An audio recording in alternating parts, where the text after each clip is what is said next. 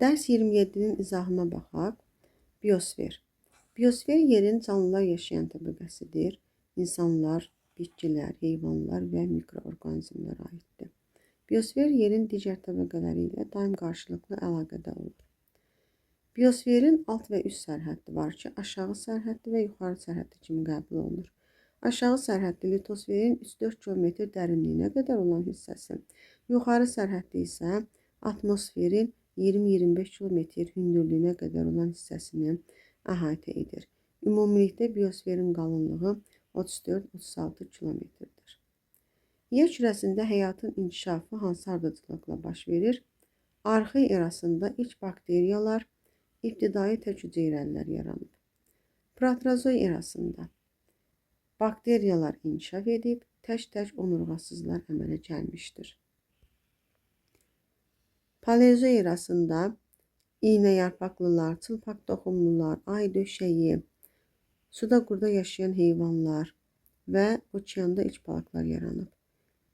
Mezozoy erasında örtülü toxumlu bitkilər, məməli heyvanlar, qədim sürünənlər yaranıb və dinozavrlar yaranıb, nəsli kəsilib. Kaynozoy erasında isə müasir bitki və heyvanlar aləmi yaranıb, ilk insan və insana bənzər meymunlar əmələ gəlmişdir. Biosferdə canlı aləm müxtəlifdir. Yəni, burada bitki və heyvan zəngindir və müxtəlif növ tərkibinə malikdir. Növünə görə heyvan çoxluq təşkil edir.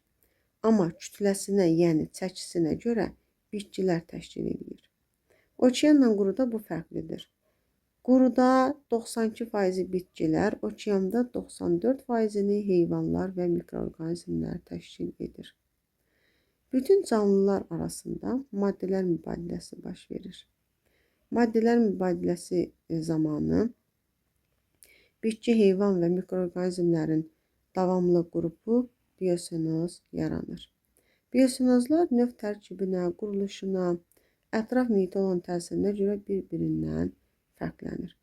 Biokütlənin dəyişməsi həm coğrafi enlikdən, həm ekvatordan qütbə doğru dəyişir. Belə ki, ekvatorial, subekvatorial zonada biosenozlar çoxdur, növ tərkibi də zəngindir.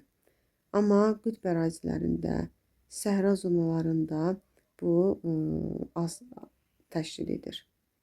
Biosferdə bitkilər flora, heyvanlar fauna adlanır. Okeanda yaşayan canlılarda müxtəlif xüsusiyyətlərinə görə seçilir.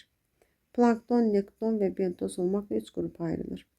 Plankton suda sərbəst hərəkət edə bilməyən canlılardır, məsələn yosunlar. Nektonlar suda sərbəst hərəkət edən canlılardır, məsələn balıqlar.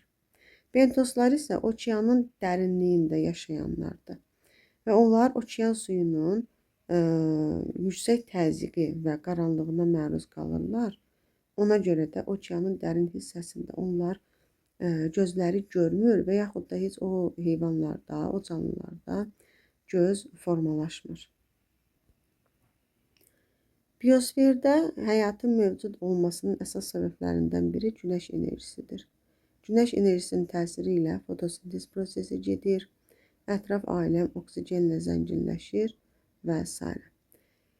Bunun nəticəsində bitkilər karbon qazını udur, günəş işığının təsiri ilə fotosintez prosesində oksigen ayrılır.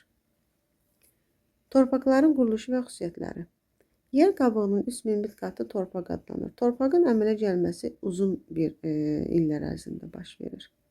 Torpaq əmələ gətirən əsas amillər səth süxurlarının aşınmasıdır. Bu da parçalanmış, xırdalanmış süxurların səthdə aşınma qabığı yaratması ilə əlaqədardır. Torpağın əsasını mineral tərkib və üzvü tərkib təşkil edir. Deməli, torpaqda olan minerallar onun mineral tərkibidir. Amma humusla zəngin olan hissə isə üzvü tərkibidir. Torpağın tərkibinin 90-95%-ni onun mineral tərkibi, yəni quruluşu təşkil edir. 5-10%-ni isə üzvü tərkib təşkil edir. Relyefin təsiri də torpaq əmələ gəlməsində mühüm rol oynayır.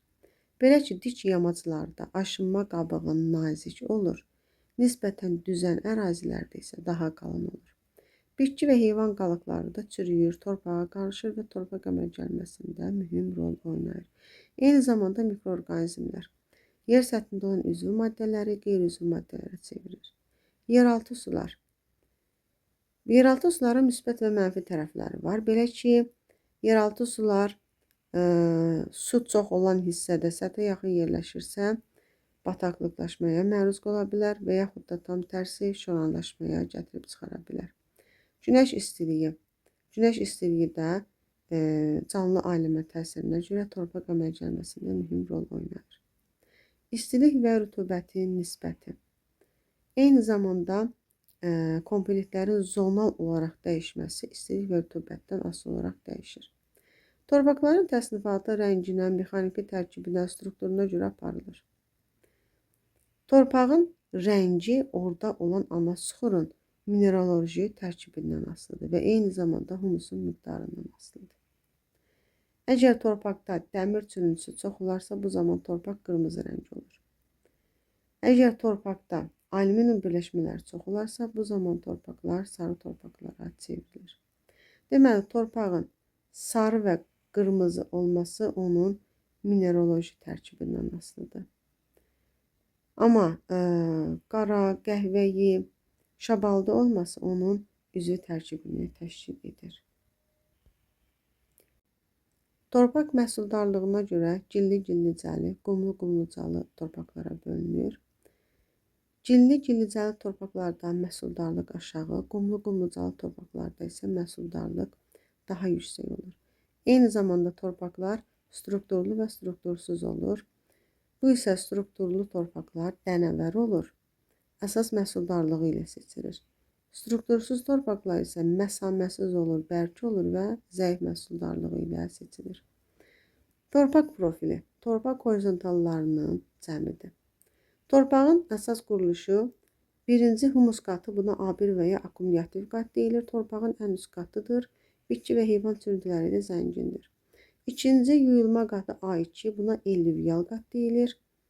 Bu isə ikinci təbəqədə yerləşir, məhsuldarlıq aşağı olur. Üçüncü yuyulma materiallarının toplandığı B qatı illüvial qatdır. Ən sonda isə ana süxur C qatı yerləşir. C qatı daha çox qum, gil, lil, liosdan ibarətdir. Torpaq tipləri yer kürəsində üfüqi istiqamətdə, yəni ekvatordan qütbə doğru, eyni zamanda şaquli istiqamətdə dağın ətəyindən zirvəsinə doğru bir-birini əvəz edir. Ekvatorial qurşağın torpaqları qırmızı-sarı ferrolit və laterit torpaqlar olur. Bu torpaqlarda rütubətin miqdarı çox olur. Dəyişkən rütubətli meşələrdə qırmızı ferrolit torpaqlardır.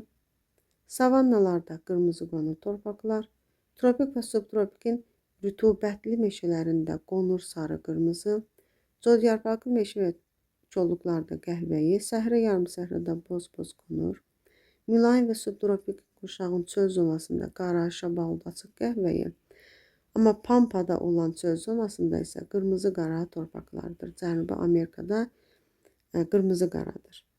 Mülayim qurşağın enliyarpaq meşələrində qonur, qəhvəyi meşə. Mülayim qurşağın iynəyarpaq meşələrində isə podzol və çimli podzol torpaqlar yayılmışdır. Tundra meşə tundra ərazilərində tundra qleyli, tundra bataqlıq torpaqları mövcuddur. Arktik və Antarktik buz səhralarında isə ibtidai torpaqlardır. Torpaq tipləri eyni zamanda şaquli istiqamətdə də dağın ətəyindən zirvəsinə doğru da istilik və temperaturun dəyişməsi ilə dəyişir. Belə ki, torpaq əmələ gəlmək üçün ən intensiv şərait 12-27 dərəcə temperatur, rütubətli əmsali isə 0,5-1 dərəcə bir aralığında olmalıdır. Nə yüksək temperatur şəraitində torpaq əmələ gəlmə prosesi aktiv getmir, nə də yüksək yağıntı olan yerlərdə. Sonra gəldik bedmentlərə. Bedment kəskin parçalanmış yararsız torpaqlardır. Rekultivasiya torpaqların bərpasıdır. Yəni bu insan fəaliyyəti nəticəsində məhv olunmuş, yararsız hala düşmüş torpaqların yenidən bərpasıdır. İrriqasiya quraq ərazilərdə suvarılmadır. Meliorasiya isə torpaqlarda gübrələnmə, terraslaşdırma və s. işlərinin həyata keçirilməsi, yəni meliorasiya yuyulma da deyə bilərik. Dünyanın torpaq fonduna Antarktida və Qrenlandiya istisna olmaqla yer kürəsinin digər quru sahələri aiddir. Yer kürəsində olan torpaqların əsas becərildiyi hissə ABŞ-ın şərq hissəsi, Qərbi Avropa, Cənub-Şərqi Asiya, Şərqi Asiya, yəni Çinin şərqi, Hindistan aiddir. Bu hissələr becərilən torpaqlardır. Otlaqlar isə ABŞ-ın qərbi, Braziliya, Argentina, Mərkəzi Asiya ölkələridir. Müasir dövrdə dünyanın bir çox ölkələrində torpaq becərilməsi üçün hidropon və kokopitdən istifadə olunur. Hidropon daha çox isti və quraq ərazilərdədir. Kuveytdə, Birləşmiş Ərəb Əmirliklərində, İsraildədir. Bu bitkilər qidalarla zəngin olan su mühitində yetişirlər. Hidropon qidalarla zəngin olan bir su hissəsidir. Kokopit isə Cənubi Asiyada kokos meyvəsindən alınmış, çərpiz formasına salınmış bir torpaq formasıdır. Dünya üzrə torpaq fonduna diqqət edək. Dünya üzrə 37% kənd təsərrüfatı təyinatlı, 31% meşə, 31% isə digər torpaqları əhatə edir. Azərbaycan üzrə 55% kənd təsərrüfatı, 11% meşə, 32% digər su hövzələri təşkil edir. Digər su hövzələrinə yaşayış məntəqəsinin altında qalan hissələr, yollar və s. aiddir. Dünya üzrə kənd təsərrüfatı təyinatlı torpaqların 37%-in 10% becərilən, 26% otlaq, 1% isə çoxillik bitki altında qalan torpaq kimi dəyərləndirilir. Azərbaycanda kənd təsərrüfatı təyinatlı 55% torpağın becərilmə faizi 22%, otlaqlar 30%, çoxillik bitki və yarğanlar altında qalan torpaqlar isə 3,6% təşkil edir. Meşələr 11%, digər torpaqlar 32% təşkil edir.